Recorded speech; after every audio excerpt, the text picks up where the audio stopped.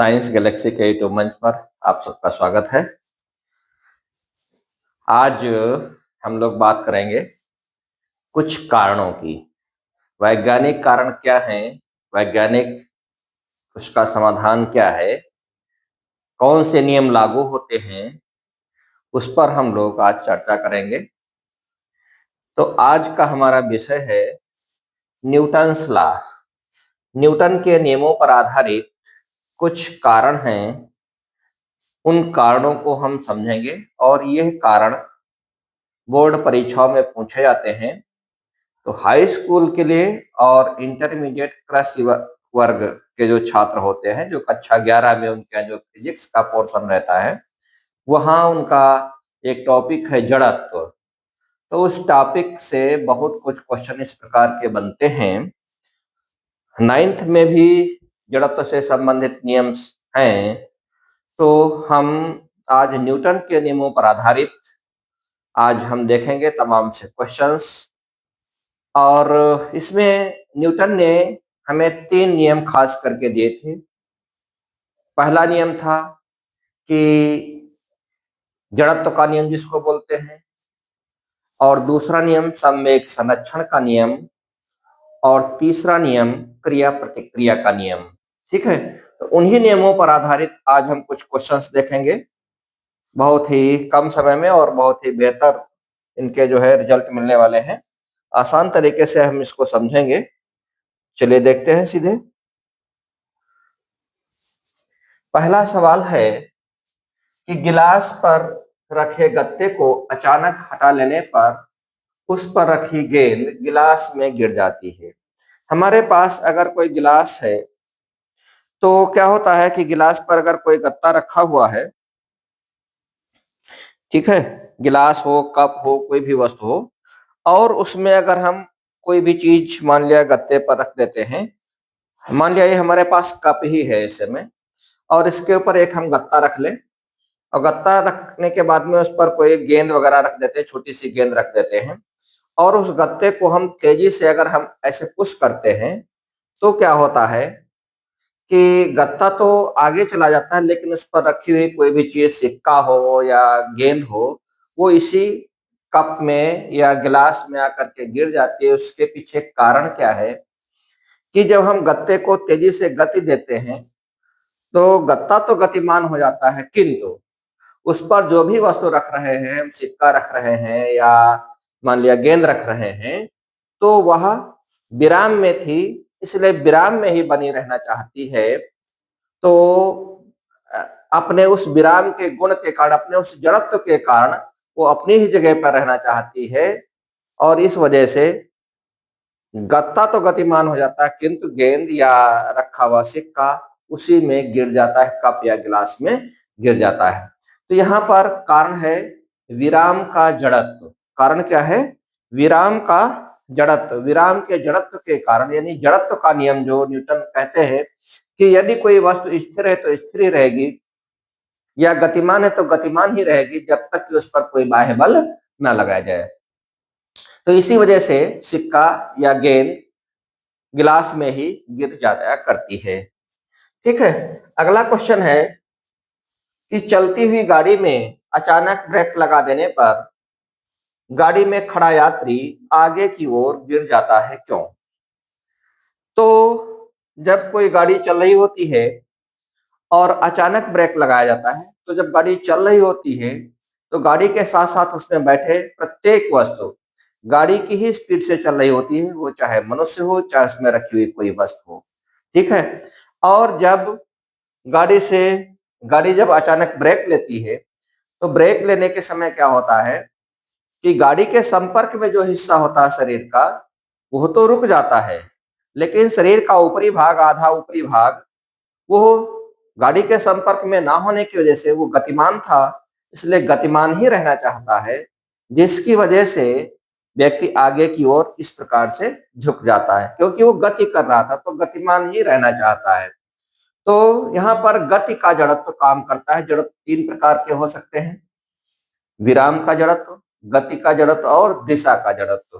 तो यहाँ पर चूंकि गाड़ी गतिमान थी, इसलिए यात्री भी गतिमान था, ब्रेक लगाने से गाड़ी अचानक रुकी, लेकिन व्यक्ति के गतिमान होने की वजह से उसका ऊपरी हिस्सा आगे की ओर झुक जाता है या गिर पड़ता है। ठीक है, तो ये तो रहा इसका कारण। आगे देखते हैं। अगला है, चलती हुई गाड़ी से अचानक उतरने पर यात्री गिर पड़ते हैं क्यों?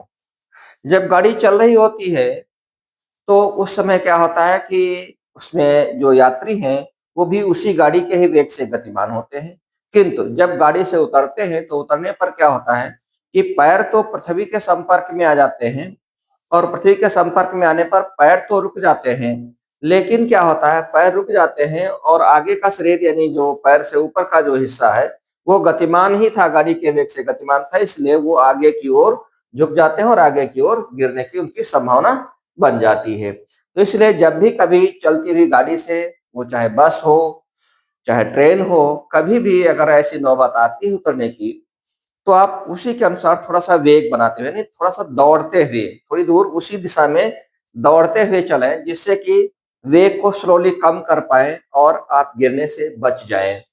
तो ये कारण होता है, और हमेशा गाड़ी की दिशा में ही उतरे, उल्टा दिशा में ना उतरे। हमने अक्सर करके देखा है बहुत से गांव देहात के लोग जो है इस प्रकार की गलतियां करते हैं। तो उसके पीछे कारण क्या है कि गति का जड़त्व ही कारण है, कि कोई वस्तु गतिमान है तो गतिमान ही रहना चाहती है, इस वजह से। फिर है अगली बात, ये भी बहुत अच्छा क्वेश्चन है कि चलती गाड़ी में ऊपर की ओर उछाली गई गेंद पुनः उसी स्थान पर आ जाती है। गाड़ी में अगर आप बैठे हैं, कोई गेंद उछाल रहे हैं, कोई गेंद, कोई छल्ला, कुछ भी उछाल रहे हैं, तो जिस भी चीज को उछालेंगे, मान लिया हम इसको उछालते हैं, तो क्या होता है उछाल तो इस समय रहे हैं, लेकिन ये जब तक हवा में रहेगा और फिर वापस आता है तब तक वो हमारे हाथ में ही आता है। ऐसा नहीं है कि वो पीछे चला जाए। क्यों? क्योंकि गाड़ी में रखी कोई भी वस्तु जो है वो उसी वेग से गतिमान है, गाड़ी के वेग से गतिमान है। तो हमें लगता है कि हम ऊपर की ओर उछाल रहे हैं, लेकिन वास्तव में ये उसी गाड़ी के वेग से इस दिशा में जा रहा, और जब तक हम यहाँ पहुंचते हैं तब तक ये हमारे हाथ में ही वापस आकर के गिरता है। तो यहाँ पर भी गति का जड़त्व ही काम आ रहा है। ठीक है, और इस वजह से ये जो भी वस्तु रखी है, गेंद है या जो भी वस्तु है, उसको अगर उछालते हैं तो पुनः हाथ में ही आ जाया करती है।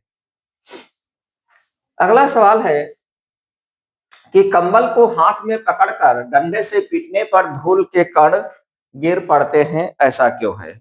तो हम मान लिया कोई कंबल है, तो कंबल को जब हम पीटेंगे, मान लिया हम पीटेंगे इसको, तो पीटने से क्या होता है कि जब हम इस पर जोर से इसको पीटेंगे तो ऐसी स्थिति में क्या था कि शुरुआत में तो कंबल भी और धूल के कण भी अपनी जगह पर स्थायी थे, स्थिर अवस्था में थे, लेकिन अचानक जब कंबल पर चोट दिया जाता है तो कंबल पर चोट देने से क्या होता है कि कंबल के पार्टिकल्स यानी कपड़े के पार्टिकल्स तो गतिमान हो जाते हैं, किंतु उनके बीच में जो रंध्र में जो धूल के कण होते हैं वो धूल के कण स्थिर थे तो स्थिर ही रहना चाहते हैं, जिसकी वजह से ये तो गति कर जाता है, अचानक गति कर जाता है, लेकिन धूल के कण स्थिर रहने की वजह से इस जो स्थिरता का जो जड़त्व है उसके कारण नीचे गिर पड़ते हैं या गिर जाते हैं, और इस प्रकार से धूल के कण झड़ जाया करते हैं। ठीक है, अच्छा अगला सवाल है कि रेलगाड़ी के अचानक चल पड़ने पर उसमें बैठे यात्री पीछे की ओर गिर पड़ते हैं।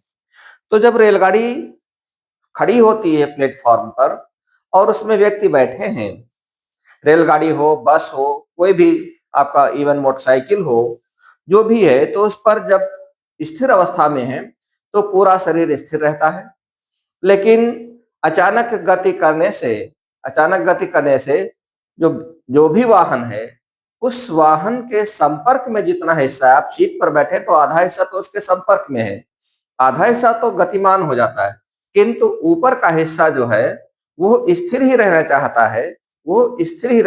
है, जिसकी वजह से लगता है कि वो पीछे की ओर झुक गया। हालांकि ऐसा नहीं है, है क्या है तो कि उसका जो गति वाला है यानी जो आधा हिस्सा निचला है वो आगे की ओर बढ़ गया, और पीछे वाला यानी ऊपर का हिस्सा जो है वो अपनी जगह पर था तो अपनी ही जगह पर बना रहना चाहता है, इसलिए आभास होता है कि वो पीछे की ओर गिर रहा है, गिर पड़ता है। ठीक है, उम्मीद करते हैं ये कारण भी आपकी समझ में अच्छी तरीके से आ गया होगा। आगे बढ़ते हैं। अगला है, खिड़की में लगे शीशे में बंदूक की गोली मारने पर उसमें गोल छेद हो जाता है, जबकि पत्थर मारने पर शीशा टूट जाता है, क्यों? खिड़की में जब कोई शीशा लगा होता है तो शीशा लगा होने से क्या होता है कि जब हम बंदूक की गोली मारते हैं तो गोली का वेग तेज होता है। तेज वेग के कारण उसके संपर्क में जो भी हिस्सा आ रहा है उतने पार्टिकल्स गोली के संपर्क वाले, जैसे मान लिया शीशा था, तो यहाँ पर गोली के संपर्क में आने वाले कण वो तो तेजी से निकल जाएंगे, लेकिन उसके पास पड़ोस के कण, यहाँ पर जो शीशे के कण हैं ये सब स्थिर थे तो स्थिर ही रहना चाहते हैं, इस वजह से शीशे में छेद हो जाया करता है।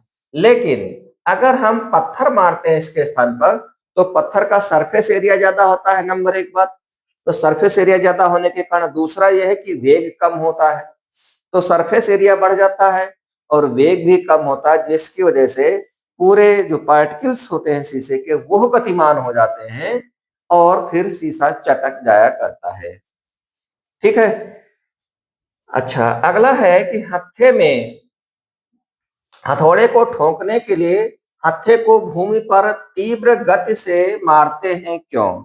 जब हम हत्थे को ठोकना होता है तो हम क्या काम करते हैं कि तेजी से उसको जमीन पर या किसी ठोस वस्तु पर हम हथौड़े सहित उसको जो है क्या नाम हत्थे को जब जमीन पर गाड़ते हैं तो ऐसी स्थिति में क्या होता है कि हत्था तो अचानक रुक जाता है, लेकिन उसमें जो भी लोहे की वस्तु या जो भी हथौड़ा लगा हुआ है वो हथौड़ा गतिमान हो चुका होता है पहले से, तो गति में ही रहना चाहता है, इस वजह से उसमें ठीक से टाइट हो जाता है। ठीक है। तो यहाँ पर गति के जड़त्व के कारण ऐसी घटना देखने को मिलती है कि वो तीव्र क्या नाम हथौड़ा जो है वो भूमि पर तीव्र गति से मारने पर हथौड़ा उसमें हत्थे में कस जाया करता है। ठीक है। अगला पार्ट है, यानी अगला है, क्रिकेट की गेंद पकड़ते समय खिलाड़ी अपने हाथ पीछे खींच लेता है, क्यों? न्यूटन का एक और है संवेग संरक्षण का नियम। संवेग बराबर होता द्रव्यमान गुणे वेग। ठीक है, द्रव्यमान गुणे वेग। तो जो संवेग है, संवेग को कम करने के लिए द्रव्यमान जितने होगा संवेग उतना ही अधिक हो जाता है। तो खैर, जब कोई गेंद लपकता है खिलाड़ी तो ऐसी स्थिति में गेंद का कुछ द्रव्यमान होता है और गेंद किसी वेग से आ रही थी, तो द्रव्यमान गुणे वेग को हम क्या कहेंगे? संवेग कहेंगे। और उस संवेग को धीरे धीरे कम करने के लिए चोट हाथ में ना लगे, अदरवाइज सीधे संवेग को शून्य किया जा रहा है, यानी वेग को शून्य जब सीधे कर देंगे तो सीधे संवेग को हम शून्य करेंगे। ऐसी स्थिति में हाथ पर दबाव ज्यादा पड़ेगा और हाथ के टूटने का, हाथ में चोट लगने का खतरा बना रहता है। लेकिन जब हम धीरे धीरे संवेग को कम करते हैं तो फिर चोट भी कम लगती है खिलाड़ी को और गेंद के छिटकने का डर, गेंद के कूदने का डर भी नहीं रहता। इसलिए जब भी गेंद पकड़ता है खिलाड़ी, तो आपने देखा होगा क्रिकेट बहुत से लोग देखते हैं और वो गेंद को पकड़ते पकड़ते धीरे धीरे संवेग को कम करने का प्रयास करते हैं। इस वजह से चोट भी खिलाड़ी को नहीं लगती है और गेंद के छटकने का डर भी नहीं रहता या खतरा भी नहीं रहता, इसलिए हाथ पीछे खींच लेता है। तो यहाँ पर संवेग संरक्षण वाला नियम कायदे से लागू होता है। चलिए आगे देखते हैं। बंदूक से दागने पर गोली आगे की जाती है, जबकि बंदूक दागने वाले व्यक्ति को पीछे की ओर धक्का देती है। जब कोई बंदूक दागने वाला व्यक्ति इस प्रकार से गोली चलाता है तो क्या होता है कि गोली के साथ में, यानी गोली में जो छर्रे होते हैं उसके साथ में गैस भी बनती है। गोली के दगने से क्या होती है? गैस भी बनती है और उस गैस बनने की वजह से गोली तो आगे की ओर निकल जाती है, नली से आगे की ओर निकल जाती है, लेकिन वहां पर एक प्रतिक्रिया बल भी काम करता है। प्रत्येक क्रिया के बराबर किंतु विपरीत प्रतिक्रिया होती है। उस विपरीत प्रतिक्रिया के फलस्वरूप जो गोली दाग रहा होता है उसको पीछे की ओर धक्का लगता है, यदि क्रिया के बराबर परंतु विपरीत प्रतिक्रिया होती है। ये न्यूटन का तीसरा नियम है और जिसकी वजह से वो पीछे की ओर धक्का खाता है और गिरने की भी स्थिति आ जाती है अगर ठीक से वो सचेत नहीं है, अपने को मजबूती से नहीं रखे, इसलिए गोली दागने वाला व्यक्ति पहले से थोड़ा सा होशियारी करके और इस प्रकार से गोली को दागता है। तो ये कारण हम लोगों ने देखे। अगला है, तैराक तैरते समय पानी को पीछे की ओर धकेलता है क्यों? जब कोई व्यक्ति तैर रहा होता है तो पानी को इस प्रकार से ऐसे पीछे धकेलता है। जब पानी पीछे धकेला जाएगा तो पानी की प्रतिक्रिया बल आगे की ओर लगेगा। यहाँ पर भी क्रिया प्रतिक्रिया का नियम लागू होता है, और जब पानी पीछे की ओर धकेला जाएगा तो उसकी प्रतिक्रिया के फलस्वरूप व्यक्ति आगे की ओर बढ़ पाता है। तो अगर पानी को धकेला नहीं जाएगा पीछे की ओर तो फिर व्यक्ति आगे नहीं बढ़ पाता, यानी न्यूटन का क्रिया प्रतिक्रिया का नियम यहाँ पर लागू होता है। आगे देखते हैं, अगला है, नाव से किनारे पर कूदते समय क्या होता है?